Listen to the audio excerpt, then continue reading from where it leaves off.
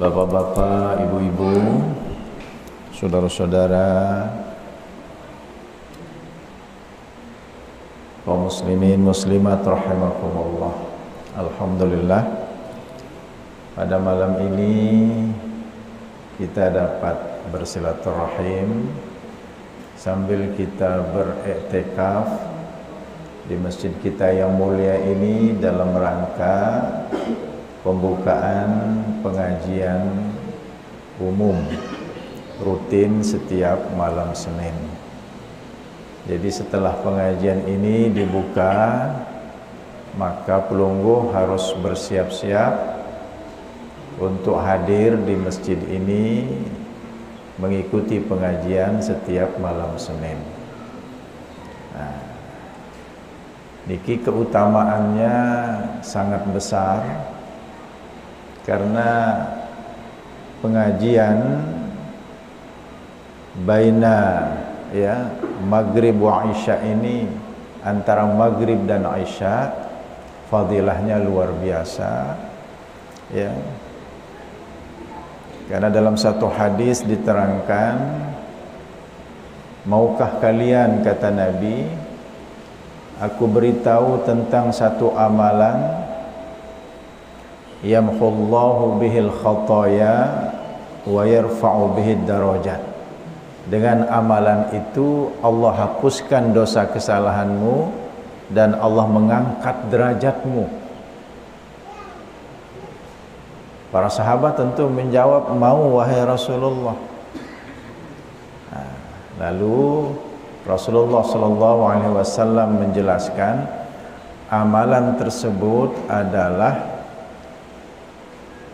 menyempurnakan wudu walaupun dalam kondisi yang sulit, misalnya cuaca yang dingin, isbaghul wudu ya, tapi tetap kita menyempurnakan wudu untuk selanjutnya kita melaksanakan sholat.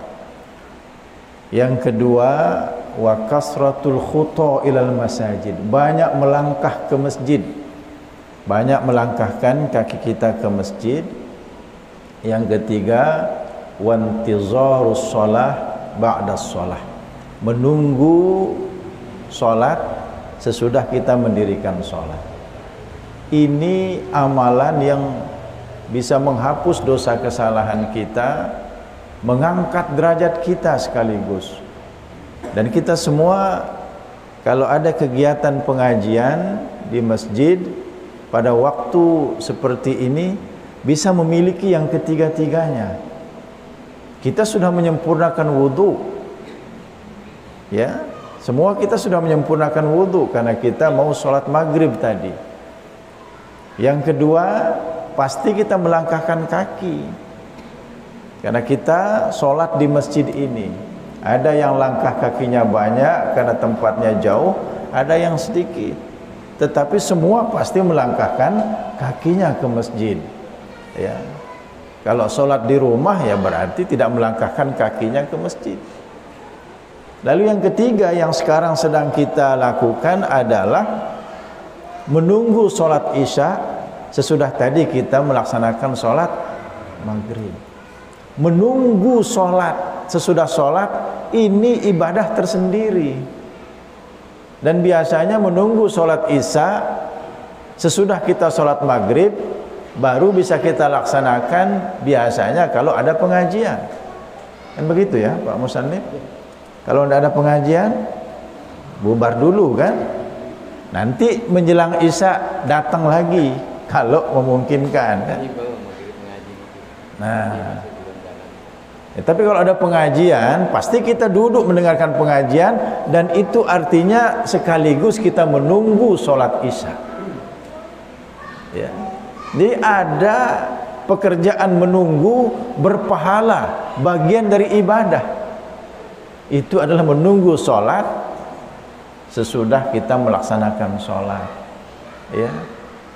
Bahkan ada ulama memaknai sama juga dengan ya, kita datang lebih awal ke masjid, yang menunggu dilaksanakannya sholat itu juga mendapatkan fadilah yang luar biasa, keutamaan yang luar biasa. Jadi ada menunggu yang berpahala. Ya. Kalau menunggu dibalas WA ya belum tentu kita berpahala. Menunggu orang datang bayar hutang ya belum tentu kita berpahala. Jadi menunggu yang berpahala itu nikis. Habis sholat maghrib, diam di masjid, niatkan i'tikaf, tunggu sholat isya. Ini yang memungkinkan. Ya, kalau habis sholat subuh, nunggu sholat zuhur, sulit. Habis sholat zuhur, nunggu sholat asar, begitu juga. Habis sholat asar, nunggu sholat maghrib, burung jalan-jalan sore katanya. Ya, apalagi habis sholat isya, nunggu sholat. Ini lebih sulit lagi. Yang paling memungkinkan ini menunggu sholat isya sesudah sholat maghrib. Ini pun kalau tidak ada pengajian biasanya tidak dilakukan, bubar dulu. Jadi syukurlah pengajian ini kita buka, karena banyak kebaikan-kebaikan yang akan mengikutinya. Jadi yang 3 itu kita sudah laksanakan. Kemudian yang keempatnya kita beriktikaf. Iktikaf ini juga ibadah tersendiri. Tapi jangan lupa niatkan dia.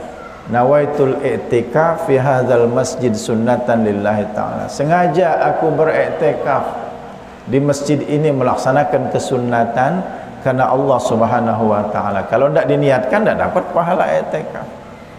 Kemudian yang kelima yang bisa kita lakukan, ya sekarang sedang kita mengaji, talabul ilmi, menuntut ilmu. Man kharaja fi talabil ilmi kana fi sabilillah hatta yarji'a ila baitih. Barang siapa yang keluar dari rumahnya tujuannya menuntut ilmu, dia sedang berada di jalan Allah sampai dia kembali pulang ke rumahnya. Ini fi sabilillah ini. Ya. Belum lagi nanti kita bersalam-salaman, ya. Itu termasuk kebaikan yang keenam. Jadi banyak sekali, ya, kebaikan-kebaikan yang mengikuti kalau dibuka kembali pengajian rutin di masjid antara maghrib dan isya. Bapak Ibu sekalian, tadi Pak Musannif menjelaskan tema kita adalah penguatan iman dan peningkatan amal soleh. Ini yang sangat penting, karena ini menunjukkan kita sebagai orang yang cerdas. Karena penguatan iman dan peningkatan amal soleh ini adalah bekal akhirat, persiapan kita ba'dal maut, sesudah kita mati. Sementara sekarang ini manusia selalu sibuk dengan bekal dunia dan mempersiapkan segala sesuatu untuk kehidupan dunia, bukan untuk kehidupan sesudah kita meninggalkan dunia ini. Nabi kita bersabda, al-kayyisu, orang yang cerdas itu, ya, mandana nafsahu wa amila lima ba'dal maut. Orang yang selalu memeriksa dirinya, mengevaluasi dirinya, melakukan muhasabah. Dia lihat dirinya, apa yang aku lakukan dalam bentuk kebaikan pada hari ini, terus dia periksa. Wa amila lima ba'dal maut, dan melakukan amalan untuk kemanfaatannya sesudah kematian. Itu orang cerdas. Ya, kata Nabi ini berarti orang yang hanya beramal untuk kehidupan dunia, supaya bisa membangun rumah, supaya bisa membeli mobil, supaya bisa membeli tanah, kebun bangket dan lain sebagainya, persiapannya untuk bekal sesudah meninggalkan dunia ini tidak ada, ya kita balik saja. Kalau orang yang bukan orang cerdas, orang apa namanya? Ya. Nah, makanya ini penting tema ini. Ya. Kita periksa diri kita. Coba nanti sebelum tidur ini, Bapak Ibu sekalian, sebelum tidur periksa. Hari ini dari sejak saya bangun tidur, Apa kebaikan yang saya lakukan? Apa saja ibadah yang saya lakukan? Paling yang terjawab, saya sudah sholat 5 waktu. Bagi yang melaksanakannya. Tapi ukuran-ukuran kita ini harus itu sholat 5 waktu. Mungkin juga kita bisa ingatkan diri kita dengan sholat qabliyah ba'diyahnya, dengan rawatibnya. Saya sudah lakukan. Tetapi sholat 5 waktu ini dengan sunatnya, dengan bersucinya, berapa lama durasi yang dibutuhkan? Ya, untuk satu sholat saja, ya, 10 menit katakan begitu. Ini sudah, wah sudah khusyuk betul ini sholat 10 menit niki. Ya, lumayan itu lamanya. Satu sholat anggap 10 menit. Berarti kalau 5 kali sholat 50 menit. Belum sejam. Berarti kalau hanya kebaikan kita, ibadah kita hanya sholat yang 5 waktu, ya katakanlah hanya 1 jam yang terpakai untuk kita beribadah. Sementara kita punya waktu sehari semalam berapa? 24 jam. Lalu dengan 23 jam kita pakai apa? Apakah kita membaca Al-Quran? Nanti malam sebelum tidur tanya diri, berapa ayat Al-Quran yang aku baca? Ya Allah, kadang-kadang malu kita. Kadang 1 ayat pun tidak ada yang terbaca. Tapi kalau ratusan WA sudah terbaca, ya, ratusan SMS sudah terbaca, 1 ayat tidak terbaca, malu kita. Ya, yang bisa menjawab ya kita sendiri, Bapak Ibu sekalian. Coba nanti tanya, hari ini berapa ayat yang aku baca? Lalu tanya lagi, berapa sedekah yang keluar pada hari ini? Jangan-jangan tidak ada. Silaturahim saya kemana saja hari ini? Gotong royong saya ada enggak? Terus tanya diri, apa kebaikan-kebaikan yang bermanfaat ba'dal maut, sesudah mati yang kita lakukan? Ya Allah, kadang-kadang malu kita. Kok hanya beberapa jam saja yang terpakai untuk beribadah? Yang sudah jelas ya 1 jam tadi itu untuk sholat 5 waktu. Kalau ada yang membaca Al-Quran, ya kadang-kadang setengah jam udah dia tutup Al-Qurannya. Ya. Kemudian yang lain-lain, silaturahim yang lain-lain juga lah. Ya, setengah jam, berarti 2 jam. 2 jam terpakai. Lalu 22 jam untuk apa? 8 jamnya untuk tidur. Berarti sisanya itu tidak terpakai. Untuk jalan-jalan, untuk santai-santai, mungkin itu dia. Nah, ini yang dimaksud, dan coba kita periksa diri kita. Terlalu banyak waktu kita yang terbuang. Ya. Nah, makanya dengan tema ini saya mengutip 1 hadis saja ya untuk bekal kita, penguatan iman dan peningkatan amal soleh. Hadis ini berbentuk pesan Nabi kita Muhammad SAW kepada Abu Dzar Al-Ghifari. Ya, ada 4 pesan. Saya berharap betul yang 4 pesan ini ya bisa kita ingat dengan baik. Yang pertama kata Nabi, ya Abu Dzarrin, Abu Dzar, jaddidis safinah fa innal bahra amiq. Perbaharui kapal layarmu, karena lautan yang kalian seberangi ini luas dan dalam. Kita dalam kehidupan dunia ini dianggap seperti sedang melewati lautan yang luas dan dalam.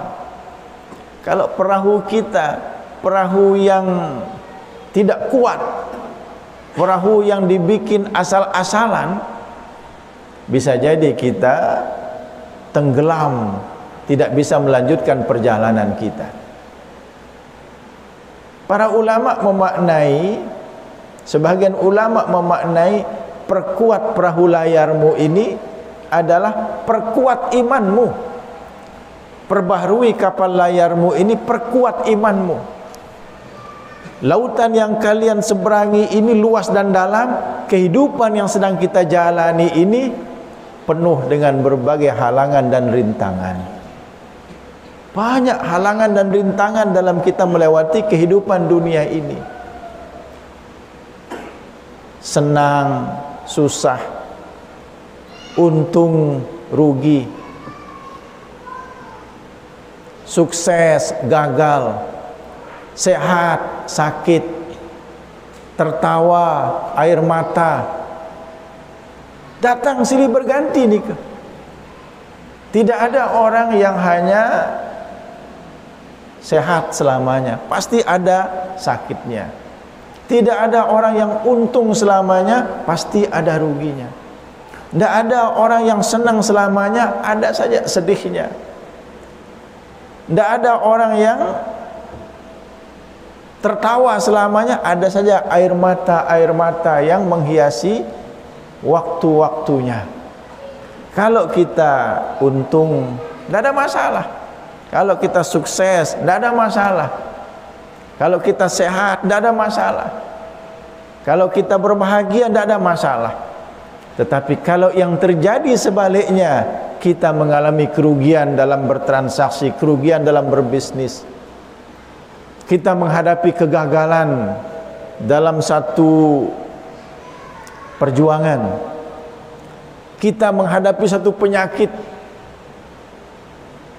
yang sedang kita berjuang untuk mengatasinya, kita dalam keadaan berduka karena berbagai macam musibah. Kalau ini yang terjadi, iman ini yang akan menjadi penopang kita. Iman yang kuat itu yang bisa menjaga kita. Ya. Orang yang merugi kalau kurang kuat imannya bahaya. Orang yang sakitnya tidak kunjung sembuh kalau kurang kuat imannya bahaya. Orang yang mengalami kegagalan padahal dia sudah melakukan perjuangan yang besar, kalau tidak kuat imannya bisa berbahaya.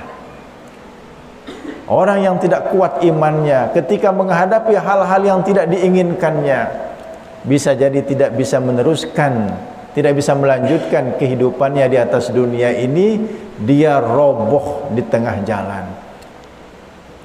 Banyak orang yang mengakhiri hidupnya, banyak orang yang bunuh diri karena tidak kuat menghadapi kegagalan, kerugian dan musibah-musibah yang dihadapinya dalam kehidupan dunia ini.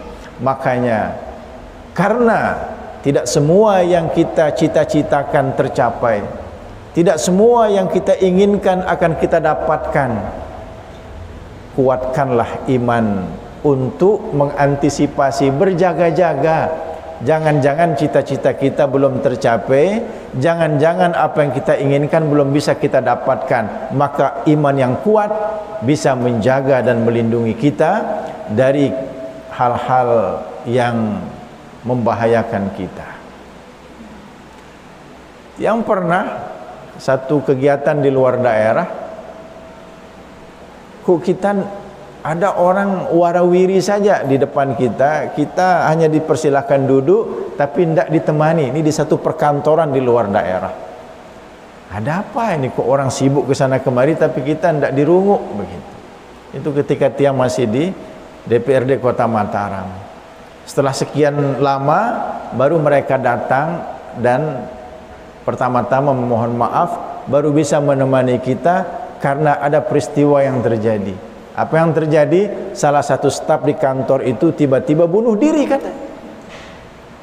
Karena ada masalah yang besar yang tidak bisa dia hadapi. Kenapa dia melakukan bunuh diri itu? Imannya sangat tipis. Ya. Lalu iman yang bagaimana yang bisa menjaga kita? Keimanan bahwa Allah itu ada, keimanan bahwa segala sesuatu yang kita alami ini Allah yang menakdirkannya, Allah yang memutuskannya, Allah yang menentukannya, Allah yang menciptakan apapun yang kita hadapi. Yang ketiga, keimanan bahwa Allah itu sifatnya Ar-Rahman dan Ar-Rahim, Maha Pengasih lagi Maha Penyayang. Keimanan terhadap sifat Allah Maha Pengasih, Maha Penyayang, ini yang masih belum kuat. Parante Allah itu tidak suka kepada kita. Kita anggap Allah itu menzolimi kita. Wa ma rabbuka bizallamin lil abid. Allah Tuhanmu itu tidak akan pernah menzalimi siapapun hambanya. Perkuat saja keimanan ini. Allah itu ada, segala sesuatu itu ditakdirkan dan atau diputuskan oleh Allah, ditentukan oleh Allah. Dan Allah itu sifatnya Maha Pengasih lagi Maha Penyayang. Maka semua yang kita hadapi, positif negatif, baik buruk, untung rugi, sukses gagal, sehat sakit, semuanya dalam bingkai Rahman dan Rahimnya, kasih dan sayangnya. Karena kasih sayang Allah itu tidak hanya berwujud dalam bentuk keuntungan, bisa juga kasih sayang Allah itu dalam bentuk kerugian. Kasih sayang Allah itu tidak hanya dalam bentuk kesuksesan, bisa saja kasih sayang Allah itu dalam bentuk kegagalan. Semua ada jalannya. Kita akan sukses tapi jalannya berliku-liku dulu. Terima saja apa keputusan Allah Subhanahu wa taala. Yakini keputusan Allah itu yang terbaik, dan ujung-ujung dari keputusan Allah itu pasti kebaikan, karena Allah itu Maha Pengasih lagi Maha Penyayang. Allah itu tidak pernah menzolimi siapapun hambanya. Baru kita tenang dengan keimanan yang seperti ini, ya. Yang sendiri sebelum berada pada posisi yang makin ini, banyak sekali kegagalan-kegagalan yang tiang hadapi, ya. Tapi tiang menerima. Dulu tahun 82 Pak Musannif, saya tamat SD, ikut tes masuk SMP di SMP 1 Mataram, ya. Saya yakin sekali akan lulus itu karena soal-soal ya bisalah kita jawab. Lalu begitu selesai tes masuk SMP itu, duduk-duduk di halaman, saya lihat ada, masih sampai sekarang masih ada itu, pohon sawo Manila niki masih ada. Dalam hati, lemak aja aku dekong doang anu ni. Saya cangkok dia ini karena saya yakin akan lulus. Ya, nanti jadi murid di SMP 1 itu. Ternyata pengumumannya Mujibur Rahman tidak lulus. Burung terbedokong sampai nane. Ya, itu tahun 82. Ya Allah, tapi tiang terima. Ya, teman saya satu lulus dari Skarbele, yang ikut tes di SMP 1 itu 2 orang. Ya. Yang satu itu lulus, saya ndak. Saya ndak lulus, ya sudah. Ndak apa-apa, kita cari sekolah lain. Amun kanak nani ndak lulus, itu terboyak-boyak lulusan tepak katanya. Ya. Keputusan Allah itu kita ndak lulus. Jadi dari dulu yang sudah pelajari ini. Lalu yang masuk SMP swasta, SMP laboratorium di IKIP. Sekarang sudah innalillah SMP itu. Sudah ndak ada. Tiang sekolah itu diteriak-teriaki sama orang, diolok-olok. Semua orang masuk sekolah negeri, saya swasta. Setiap naik sepeda diteriaki, lap katanya. Kan SMP lab namanya. Ya. Lap motor, lap mobil, segala macam. Sampai hampir jatuh tiang naik sepeda karena diteriak-teriaki seperti itu. Ya. Nah, itulah hal-hal yang tidak kita inginkan terjadi. Lalu naik kelas 2 SMP, berkawan dengan seseorang, ya Allah, kecepatnya bikin layangan. Ya. Dia tidak sekolah, anak itu bikin layangan. Ya. Akhirnya tiang berhenti sekolah, ikut main layangan. Bukan yang tidak sekolah itu menjadi sekolah, yang sekolah malah menjadi tidak sekolah. Baru tiang temukan dalam kitab bahwa watak itu, ya, perangai itu dia menular. Jadi tiang ditulari oleh perangai orang yang tidak sekolah. Akhirnya tiang engkah ke sekolah. Setahun tiang tidak sekolah itu karena main layangan saja. Karena temannya main layangan, temannya orang cekat bikin layangan. Ya. Nah, itulah. Sekarang kita dengar di pengajian, ar-rajul ala dini khalilih falyanzur ahadukum may yukhalil. Orang itu tergantung temannya. Maka perhatikanlah dengan siapa anak-anak kalian akan berteman, akan bergaul. Tabiat itu dia menular. Ya. Tidak baik teman pergaulan kita, ikut kita tidak baik. Ya. Lain kalau kita jadi pendakwah bergaul dengan orang tidak baik, mungkin dia bisa menjadi baik. Ya. Tapi kalau kelas anak-anak kita yang belum jadi pendakwah bergaul dengan orang yang tidak baik, bukan yang tidak baik itu menjadi baik, anak kita menjadi tidak baik nanti. Ya, tabiat itu menular. Nah, baru setelah itu, setelah libur setahun baru tiang masuk ke Sanawiyah Negeri Mataram. Banyak kegagalan. Kalau tiang ceritakan terlalu panjang kegagalan yang pernah tiang hadapi. Tapi ternyata itu adalah jalan daripada Allah. Ya, sekarang baru terasa bahwa kegagalan yang diberikan itu adalah jalan untuk kesuksesan ya beberapa tahun ke depannya. Karena apa? Allah itu Maha Pengasih lagi Maha Penyayang. Tidak mungkin Allah akan menyengsarakan kita hamba-hambanya ini.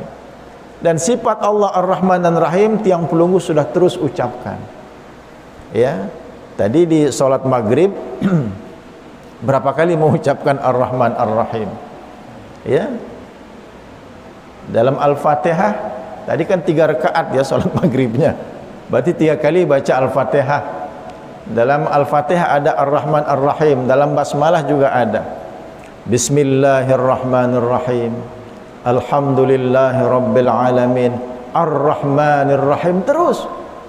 Jadi dalam sekali baca Al-Fatihah, karena Al-Fatihah ada basmalahnya, kita baca Ar-Rahman Ar-Rahim 2 kali. Ya. 2 kali. Lalu sholat yang wajib sehari semalam kan 17 rakaat. Dalam 1 rakaat kita baca Ar-Rahman Ar-Rahim 2 kali. Kalau kita sholat fardu saja sehari semalam 17 rakaat, 34 kali kita berkata Ar-Rahman Ar-Rahim. Allah Maha Pengasih, Allah Maha Penyayang. Allah Maha Pengasih, Allah Maha Penyayang. Belum lagi sholat-sholat sunatnya. Sholat wajib saja 34 kali pelunggu sambil mengucapkan Ar-Rahman Ar-Rahim. Lagu tidak ternyaduk-nyaduk. Ya, kok tidak teryakin-yakin bahwa Allah itu Maha Pengasih lagi Maha Penyayang. Dapat penyakit sedikit gerumun geremon. Ya. Baru mau kerugian ya, sate yang diantep-antep kok tidak laku-laku. Ya. Malah kita merasakan kekecewaan. Ya, apa salah saya, apa dosa saya? Itu jalannya. Allah selalu memberikan jalan ya untuk mendapatkan di ujungnya nanti sesuatu yang membahagiakan kita. Karena harus kita terima apapun itu yang kita hadapi, yang kita alami, itu bagian daripada jalan yang ditentukan oleh Allah Subhanahu wa taala. Tidak lupa Allah itu Maha Pengasih lagi Maha Penyayang. Ya. Nah, ini yang pertama, penguatan iman ini. Ya, karena tidak semua yang kita inginkan itu akan tercapai. Makanya ulama berkata, ma kullu ma yatamannal mar'u yudrikuhu tajrir riyahu bima la tastahis sufun. Tidak semua yang dicita-citakan manusia itu akan tercapai, karena angin pun kadang berhembus ke arah yang tidak diinginkan oleh perahu layar. Perahu layar ingin ke barat, malah anginnya ke timur. Sering itu terjadi. Dan kita semua mengalami, ternyata kita ingin untung malah rugi, kita ingin sukses malah gagal, kita ingin sehat malah sakit, kita ingin senang malah susah. Selalu datang silih berganti. Makanya perkuat iman, dia yang akan menjaga kita. Yang kedua, pesan Nabi kepada Abu Dzar, wa khudziz zada kamila fa inna safara ba'id. Ambil bekal akhirat sebanyak-banyaknya, karena perjalanan di akhirat sangatlah jauh dan panjang. Nah, ini kita kumpul ini adalah karena kita sedang mencari bekal akhirat. Perjalanan akhirat ini sangat jauh dan panjang. Dalam kitab Tuhfatul Murid diterangkan, di akhirat itu yang namanya sirat, ya, jembatan yang membentang di atas neraka jahanam, semua kita akan melewatinya. Itu ada 3 bentuk jalannya. Ada yang mendatar, ada mendaki, ada menurun. Mendatarnya 5.000 tahun, mendakinya 5.000 tahun, menurunnya 5.000 tahun. 15.000 tahun perjalanan kita di akhirat. Besok tiang mau ke Jakarta, besok pagi tiang ke Jakarta, hanya 2 jam. Ya, yang mau umroh, yang mau berhaji nanti 11 jam baru nyampe Jeddah. Itu yang kita katakan perjalanan jauh. Sampai orang tua kita mengibaratkan kalau perjalanan jauh, Jeddah katanya, itu menggambarkan perjalanan yang jauh. Cuman 11 jam. Di akhirat 15.000 tahun hanya untuk lewat di jembatannya saja. 15.000 tahun. Jadi perjalanan 15.000 tahun, lalu bekal kita sedikit, apa jak ruwen tu. Nasib kita bagaimana nanti? Nah, makanya perbanyak, ambil bekal akhirat sebanyak-banyaknya, karena perjalanan di akhirat itu sangat jauh dan panjang. Yang ketiga, wa khaffifil himla fa innal aqabata kaud. Ringankan bebanmu, karena tanjakan di akhirat itu sulit dilewati. Di akhirat ada tanjakan-tanjakan, susah kita melewatinya kalau beban-beban kita masih ada. Apa beban-beban itu? Dosa-dosa kesalahan ini. Artinya rajin-rajin bertobat dan beristighfar, hentikan melakukan dosa kesalahan, maka beban-beban kita di akhirat menjadi berkurang. Ringan langkah kita untuk melanjutkan perjalanan di akhirat. Nah, kemudian yang keempat, wa akhlisil amal fa innan naqida basir. Ikhlaslah dalam beramal, karena Allah Subhanahu wa taala mengetahui luar dan dalam kita. Tampilan kita beribadah, tapi di dalam hati kita ingin pamer, ingin riya, Allah Subhanahu wa taala mengetahuinya. Makanya amal ibadah kita pada malam ini dan pada waktu-waktu berikutnya, kita berusaha untuk melaksanakannya ikhlas semata-mata karena Allah Subhanahu wa taala. Muaz berkata, akhlisil amal yujzika minhul qalil. Ikhlaslah dalam beramal, maka amalan yang sedikit sudah cukup bagimu. Artinya amalan yang banyak tetapi kita melakukannya tidak dengan ikhlas, dikalahkan oleh amalan yang sedikit tapi kita melakukannya dengan ikhlas. Apalagi kalau amalan kita yang banyak kita lakukan dengan ikhlas, maka luar biasa yang akan kita dapatkan. Nah, ini pesan Nabi kita Muhammad SAW kepada Abu Dzar, ya, untuk penguatan iman dan peningkatan amal soleh. Semoga kita bisa mengamalkannya dan semoga kita bisa menguatkan iman kita dan meningkatkan amal ibadah kita agar kita mendapatkan keselamatan perjalanan pada waktu perjalanan di akhirat nanti. Amin ya rabbal alamin. Wallahu subhanahu wa ta'ala a'lam. Bismillahirrahmanirrahim.